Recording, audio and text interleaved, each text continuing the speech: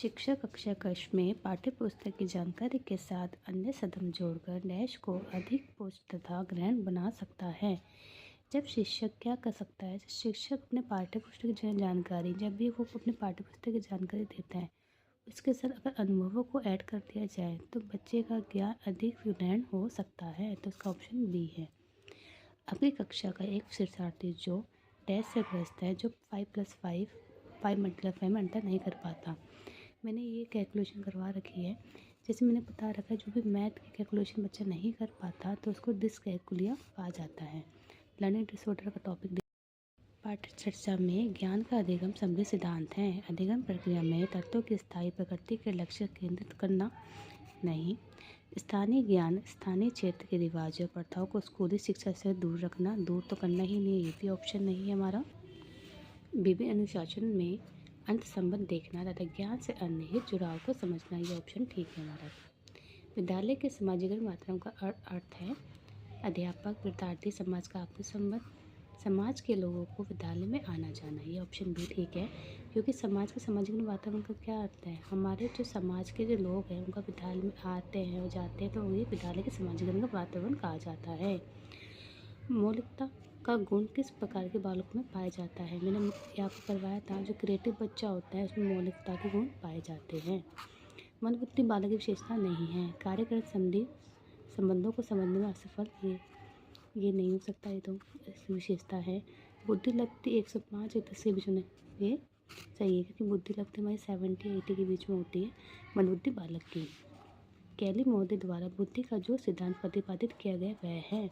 जो कैली महोदय थे उन्होंने बहुमानसिक योग्यता का सिद्धांत दिया, बी ऑप्शन ठीक है।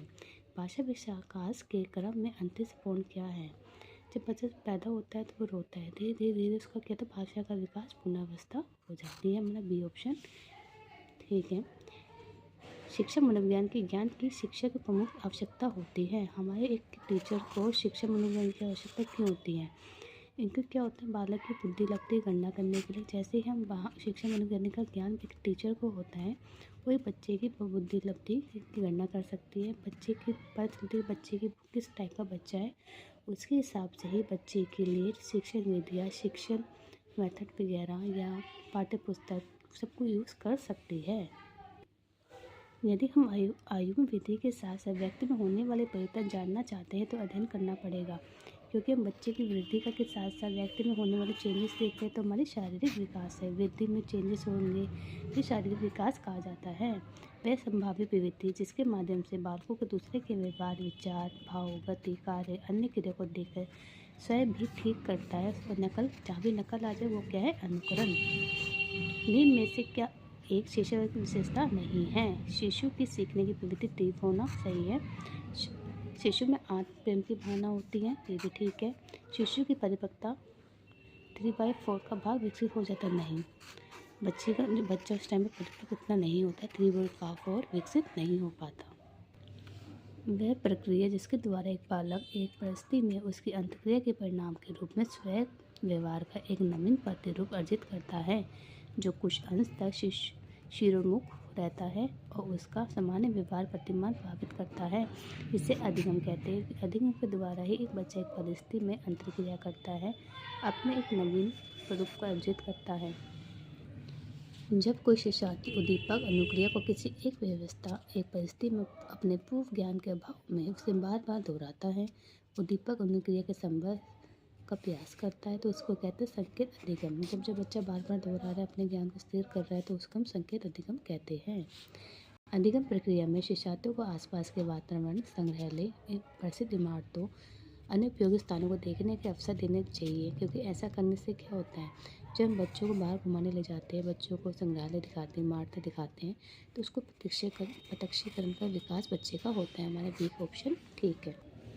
किसी बालक में प्रत्यात्मक चिंतन का विकास तब हो जाता है जब पूर्व अनुभवों पर, जो भी बच्चे के पुराने अनुभव है उसमें वर्तमान के प्रत्यय को जोड़ दिया जाता है। हमारा ए ऑप्शन ठीक है। नैतिक विकास की दो अवस्थाएं अर्थात नैतिक वास्तविकता तथा नैतिक सापेक्षता का जनक किससे कहते हैं, पियाजे को। उन्नत व्यक्तित्व का विकास का अर्थ होता है कि व्यक्ति के ज्ञान, व्यक्ति के चिंतन, व्यक्ति की क्रियाओं में एक ऐसा तालमेल हो जिससे कार्य का निष्पादन सफलतापूर्वक किया जा सके। थर्ड ऑप्शन ठीक है। मोंटेसरी शिक्षा पद्धति का आग्रह है कि मोंटेसरी शिक्षा पद्धति में क्या मातृभाषा की शिक्षा में फोकस किया गया था। समाज में विद्यार्थियों की किस प्रकार की भागीदारी वांछनीय है आपके विचार में। हमारे हमेशा जो एक समाज में जो विद्यार्थी होता है तो उनका बच्चे का कैसे सहयोग होना चाहिए, उनका परस्पर सहयोग की आकांक्षा होनी चाहिए। आपके विचार में शिक्षा तब सार्थक होती है जब वह बाल केंद्रित होती है। एक अच्छी परीक्षा में 3 गुण होने चाहिए: वैधता, विश्वसनीयता, व्यवहारिकता। जो आपका डी ऑप्शन ठीक है। शिक्षा के प्रेरणा के सिद्धांत का क्या अर्थ है। शिक्षा में जब भी प्रेरणा दी जाती है तो एक तरह की रुचि, विद्यार्थी में रुचि उत्पन्न की जाती है। योजना भाषण योजना में इनके 3 पदों को किस रूप में प्रयोग किया जाता है। जब भी भाषण योजना होती है सबसे पहले हमें क्या करना चाहिए, तैयारी करनी चाहिए।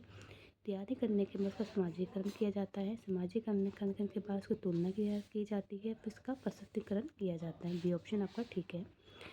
निम्न में से कौन सा गुण समाजीकरण सदन में किस विशिष्ट समूह की सक्रियता का संप्रेषण नहीं हो सकता।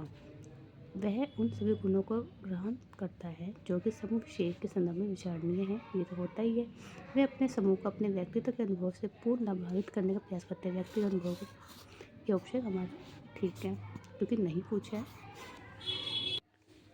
एक शिक्षक को सामाजिक मूल्यों को भी जागरूक इसलिए होना चाहिए क्योंकि वह समाज के जितनी भी धरोहर है उसको जीवित रख सके। बी ऑप्शन ठीक है। समाज में आजकल जातिवाद का बोलबाला है, इसे हतोत्साहित करने के लिए हमें क्या करना चाहिए, हम हतोत्साहित हमें मिलकर प्रयास करना चाहिए। लोगों को मिलकर इसको दूर करने का प्रयास करना चाहिए।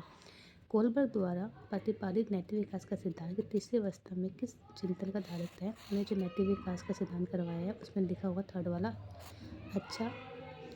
अच्छे आपसी व्यवहार के संबंधों पर। राधा अपनी कक्षा में लड़कों को पढ़ने खेलने हेतु हमेशा प्रेरित करती है, जबकि लड़कियों को उसकी माँ के गृह कार्य करने में मदद करने का सुझाव देती है।